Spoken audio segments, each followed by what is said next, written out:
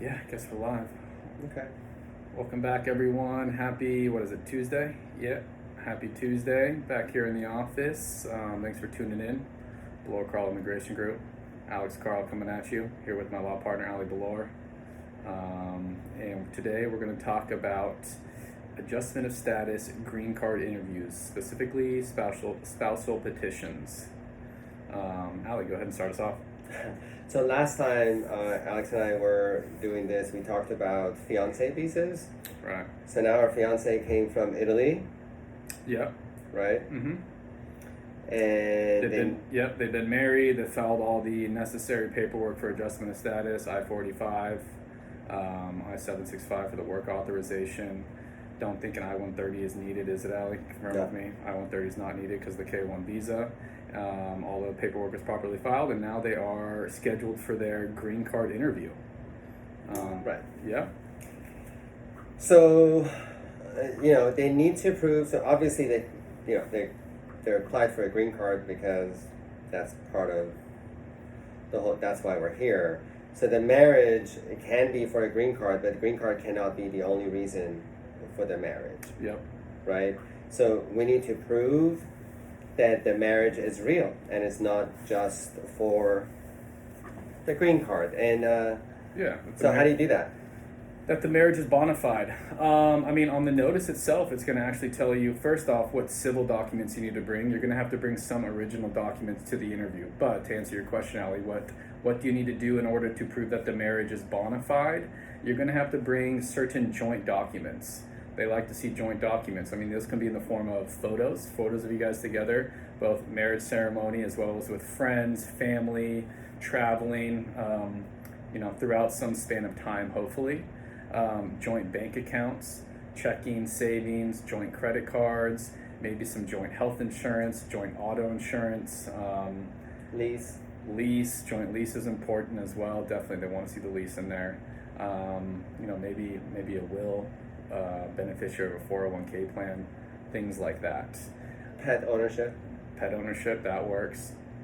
Now, what if clients lack in traditional joint documents like the one we named, Ali? What kind of route do you go then?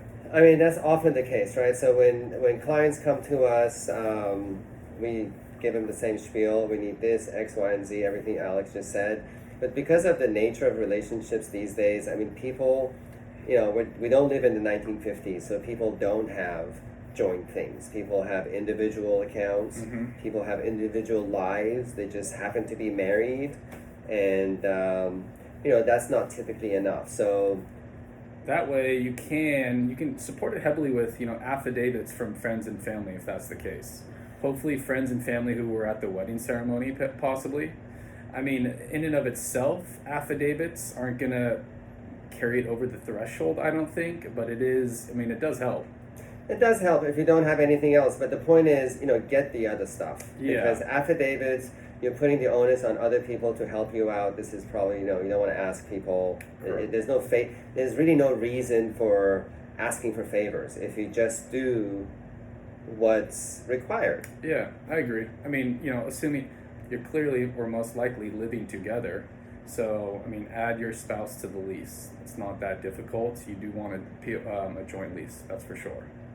A joint cell phone account, maybe family plan. Yeah. Even if it's a month before the interview, open up a joint checking account, open up a joint savings account. It shows the officer that you're taking the steps necessary or that they want you to take in order to demonstrate that the relationship is bona fide. It may have less evidentiary value because the account is relatively new, so the activity will be lower, but nonetheless, it's better than nothing for sure. Joint taxes. No matter what your CPA tells you that you might save $5 if you file separately, jointly, and as married. That's really, really important. Definitely. And then, we get questions of, is it really necessary? What kind of benefit do you get from having an attorney represent you, not only at the interview, but from the beginning of the process to the end of the interview? Well, there's a million reasons, Yeah. Which, obviously we get paid to be there, so we have a vested interest, but putting that aside. Let's focus on the interview. Let's focus on the interview. person that comes to my mind was, You have one chance to make an impression and provide the documentation to the officer that's going to make a decision that is probably going to affect you for the rest of your life. very true. Yeah, very true. And a lot of these clients, rightfully so, are nervous going in there. Of course. Yeah. And so having an attorney that's been with you throughout the process, got you this far, really provides them a lot of times with that confidence needed during the interview process. The attorney's in that room with them, sitting right beside them during the interview. So it does provide that, I guess, confidence, like I said. Confident. I mean, we prep our clients. We don't have a list of questions because there's no such list, but we go through the usual type of questions, and we give them the comfort level that is needed for them to perform well while at the interview. Remember, they're under oath, so whatever they say, this is part of the prepping thing that we do. When you go under oath, you just speak. You don't speak unless you're spoken to. You provide answers to the questions that are asked, and only the person that is asked the question should provide the answers. Sometimes they separate people. What happens then, Alex? Yeah, I mean, before I go into separation, I want to also touch upon the importance of the prep session as well. Yeah. We've been to thousands of interviews. I mean, Ali much more than I have for sure, but thousands, each of us. And so, each interview is a little bit different, but we have a lot of experience on what goes on, what type of questions are asked in regards to the bona fides of relationship. And so we're able to ask similar questions to our clients during the prep session, so they are prepared with what questions they may face. Now, it's not coaching all the questions. They answer the questions honestly and truthfully, but having that prep session beforehand, again, provides them with that comfort and confidence going in. Because like you said, really, there's one shot at this. And so you don't really want them to be, if they're really, really nervous, officer, rightfully so, might think there's something fishy going on. So just that added confidence is huge. But you mentioned if they separate the clients. Mm-hmm. Now, what was your question on that? So what happens? First of all, they don't usually separate people. Right. Right. So that's just in case they do, but they do sometimes. Yeah, if the record is weak in regards to joint documents, I guess the vibe in the room may be a little different as well, then the officer, rightfully so, can separate the clients, and they'll question the clients one at a time. The attorney is going to be with the client who's being questioned, of course, and the other one goes in the waiting room, and they ask interesting questions, such as how many bedrooms in the apartment, where's the bathroom located, where did you purchase your bed? I've had before. Did you have coffee or tea this morning? Yeah. Who usually does the grocery shopping? Who drove this morning? Yeah. Who left the house first this morning? Yeah. So you'll get questions like that, and then the officer will bring in the other client and ask these same questions, the same line of questions. At the end, they'll compare, not in front of us, of course, and if they match for the most part, then usually they're good to go. So recently I was at a green card interview. This is during COVID times. And so instead of separating them, the officer actually had a list of questions. I forget how many, but let's say 1 through 10. And he printed the list of questions and he gave it to the U.S. citizen and asked the U.S. citizen to fill it out. And then so the U.S. citizen wrote all the answers and gave it back to the officer, and the officer read the questions to the foreign national wanting to hear the same questions. I got a copy of the Q&A before it was handed over, so I had a list as well. My clients scored, perfect score. That was not the problem, but I hadn't seen that before. So it wasn't actually physical separation, Okay. but a list of questions that was given to one person and then read to the other. Interesting. Yeah. What kind of role does the attorney play at the interview? I think the attorney, like we said, you only get one shot at this. So first of all, the preparation of the case, the filing of the case. Every time that you miss a form or you miss a question, for a while there were, USCIS was rejecting cases where not every block was either filled out or put NA. Different things happen. So every time that is a case is rejected because of improper filing, you lose a couple of months. Mhm. I mean, things aren't, the world, the USCIS world is extremely big and extremely complicated, and they don't respond, in a timely manner. So it could be that you file in November and you don't get your rejection till end of January.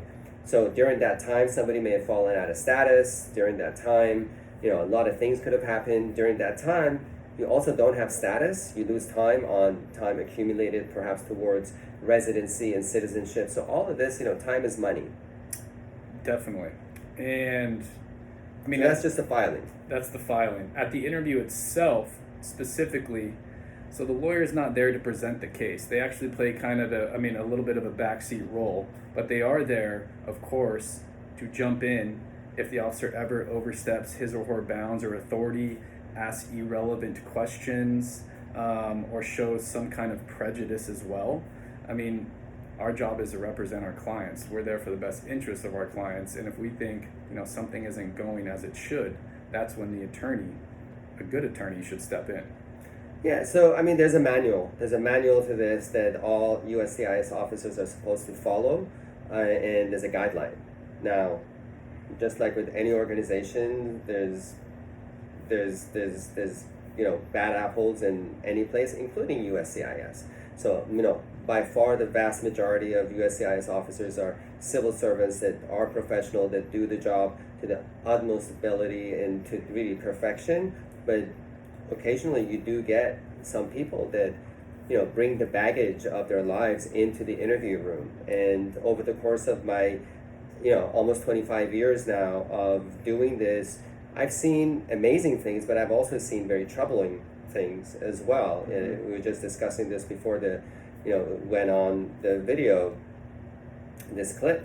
I've seen age discrimination. I've seen religious discrimination. I've seen racial discrimination, sexual orientation discrimination. People are people, and some people are just more damaged than others.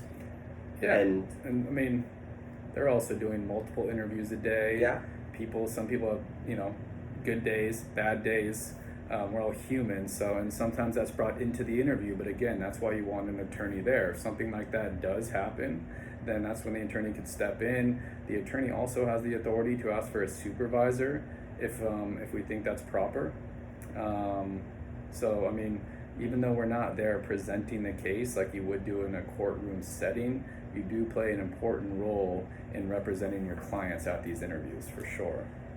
Absolutely. And then there's a point person. For example, if there's a request for further evidence, right? As lay people, it's sometimes very difficult to understand the requirements of what the law is, what law needs to be satisfied, what the officer is asking, and you're nervous Mm-hmm. just by the very nature of being before a federal officer. So you kind of check that responsibility out and give it to the attorney, and the attorney takes care of business. Essentially, if there's documents missing, if there's a request for evidence, attorney supplies it, and the attorney knows the laws applicable to the particular situation that the officer is concerned about.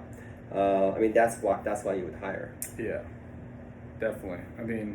The ease of mind alone. I couldn't imagine, now that I've been doing this as an attorney for 5 or 6 years now, I couldn't imagine going through this process alone. I'm sure some people do. Of course, you can do this all just like any area of law without an attorney by your side. But there are a lot of advantages of having someone in your corner. I think so. So, initially we talked about the joint documents and what one of the uses for an attorney. What we do at our office, I always say to my clients that instead of get the joint documents, but instead of you guys trying to pull up papers out of your briefcases, here this is this, we compile everything and we give one nice neat packet to the officer when they ask for the joint documents, and that way they can just flip through it. It's indexed properly. Mm-hmm. They can just see what's there. The whole idea is to walk into the interview room and walk out of there hopefully with a green card in minimal amount of time. Yeah. Right, it's good for the officer because they have like a lot of interviews to get to perhaps that day. It's good for you because you get a green card out of it hopefully when you walk out. It's good for the attorney, it's satisfying. It's a win-win situation all around if you're prepared. Definitely. I've actually been thanked by many officers for being organized and prepared. So Yeah. you're all right about that, for Yeah. sure. So that's the benefit of an attorney. You don't have to hire one. Yeah, I mean, I'm sure we've missed some things. I mean, we're not going to give out all our secrets, of course. But if you have any questions, leave a comment, reach out to us, throw a little like on this video. Subscribe as well. And that's about it, I think. Do you have anything more to add, Ali? Just the fact that if your marriage is less than 2 years old, your green card is going to be good for 2 years when you get it. Yeah. But if your marriage is older than 2 years when you get your green card, that's your permanent 10-year green card. Yeah, and we can actually do another video on the removal of conditions. And that's coming up next. Yeah. Perfect. Well, have a good week, y'all. We'll talk to you soon.